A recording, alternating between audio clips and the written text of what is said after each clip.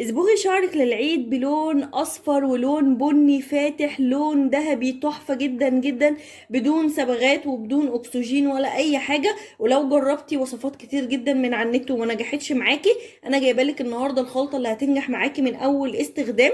بتطول وتكثف الشعر وكمان تمنع التساقط، وبتديكي لون اصفر ولون بني تحفة. شايفين اللون اللي ثبت في الطبق كده؟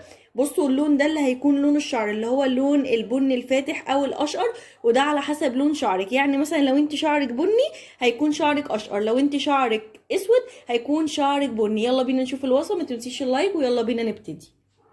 بعد كده هبتدي ان انا اضيف عليهم شويه من الميه المغليه اهو بالشكل ده، زي فنجان صغير من المية المغلية. الافضل ان انا اسيبهم مع بعض كده لمدة يعني نص ساعة على الاقل، تمام؟ علشان كل المكونات اللي احنا حطيناها الزيوت الطايرة بتاعتها تنزل في المية اللي احنا حطيناها دي، فبالتالي تكون قوية للشعر من حيث بقى ان هي تطول الشعر، تنبت الفراغات، كمان تحارب الصلع، ما تخليش عندك لا هيشان ولا تقصف خالص. بعد كده هبتدي ان انا اعمل ايه؟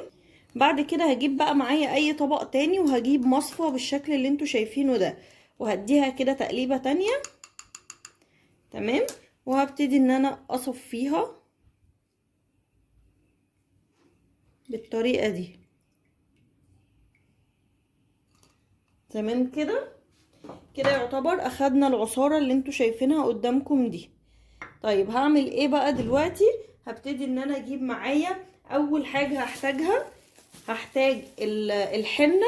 الحنة البلدي دي موجودة عند كل العطارين، تقدر تجيبيها من اي مكان يعجبك. عندك حنة مضمونة جايباها برضو من اي مكان تاني، ده حاجة ترجع لك انتي، تمام؟ وهبتدي كده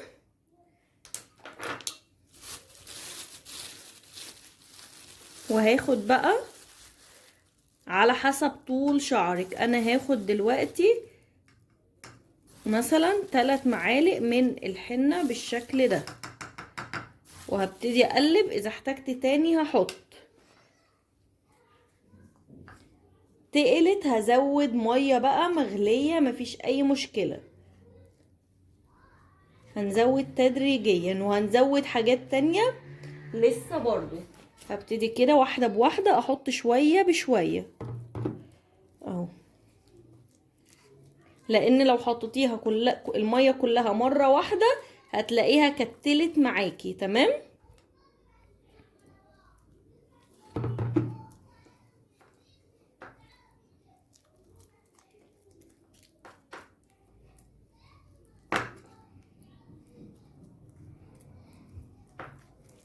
زي ما انتوا شايفين كده بحطها واحدة واحدة واقلب فيها بالراحة.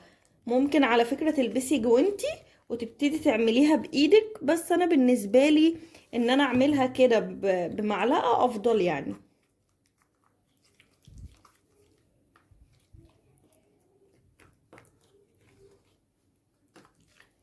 انا مش هحتاج قهوة تاني، عفوا مش هحتاج حنة تاني،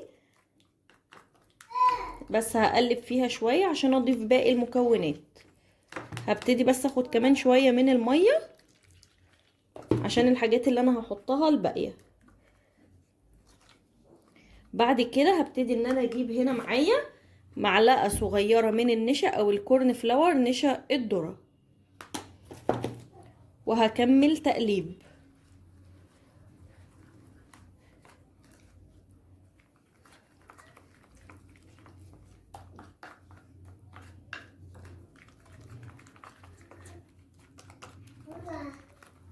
تمام كده. بعد كده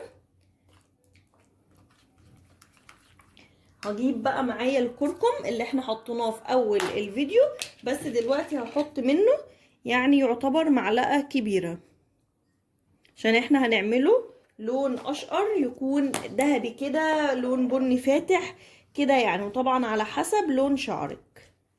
وهبتدي كده ان انا اقلبهم.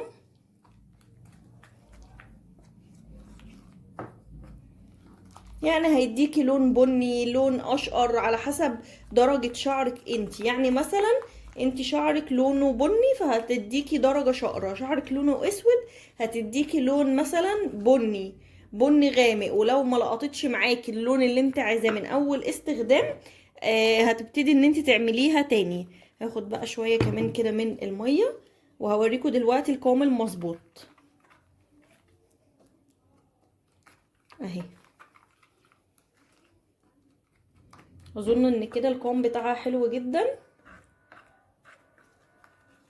اعمليها في طبق طبعا يكون كبير بحيث ان هو يعني ما تقعش منك وتبقي متضايقه وانتي بتقلبي اهي. هتقولوا لي هو كده اللون يا مروه الاخير؟ لا، انتي لو سبتيها بقى هتسيبيها على الاقل خالص ساعتين، يعني لحد ما تخمر معاكي. بعد الساعتين هتبتدي تعصري عليها ليمونه علشان هتفتح معاكي اللون وتثبته. الليمون هيثبت معاكي لون الخلطه في الشعر جدا، يعني مش هيخلي ان انتي تحسي ان هي مثلا بتمشي على طول من شعرك، لا هتلاقيها ثابته معاكي شهر واتنين وتلاته واربعه. طب لو انت مثلا شعرك غامق ومش بيلقط من اول استخدام، هقولك على حاجه، مع ان انا قايله ان الوصفه بدون اكسجين، ولكن انت شعرك مش بيلقط خالص وخايفه من الصبغات عشان الاكسجين وعشان البودره الحاجات اللي هي يعني بتدي الشعر لون، دي غلط على الشعر. فانا هقولك على حاجه، هتبتدي تجيبي من الصيدليه يعني علبة اكسجين صغيرة، ده للبنات اللي عايزة تصبغ شعرها ومش بيلقط خالص. هتبتدي ان انت تجيبي بقى علبة اكسجين كريم من الصيدلية، هتلاقيها ب5 جنيه او ب10 جنيه بالكتير قوي. او ممكن تجيبي بتاعة روليا، اسمها ايه، لوريال. لوريال دي كويسة برضو، سمعت عنها بس انا ما جربتهاش. وتبتدي تشقري شعرك وتحطي بقى الخلطة وتفرجي بقى على لون شعرك، ده هيكون لون تحفة جدا جدا. بصي هيكون ده الطريقة اصلا اللي انت بعد كده هتعمليها على طول لشعرك. طيب زي ما قلت لك تسيبيها، بصي كل ما بتخمر بصوا كده في الجناب، شايفين اللون اصفر ازاي اللي ماسك في الجناب ده بقى اللون بتاع اللي هيكون بتاع الشعر. وزي ما قلت لك لو بقى مش عايزه تحطي اكسجين وشعرك مش بيلقط فيها، هتبتدي ان انت تعمليها، ويعني كل يعني مثلا النهارده، وممكن مش عايزه تعملي بكره مفيش مشكله، بعد بكره اعمليها تاني، وبعده لحد ما تلاقيها مسكت في شعرك لحد العيد.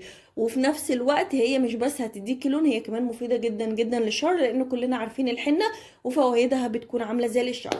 اتمنى اكون قدرت افيدكم حبايب قلبي، ولو بحاجة بسيطة اي حد عنده استفسار عن الوصفة اكتبوا لي في كومنت وانا تحت امركم. اشوفكم باذن الله على خير في وصفة جديدة، والسلام عليكم ورحمة الله وبركاته.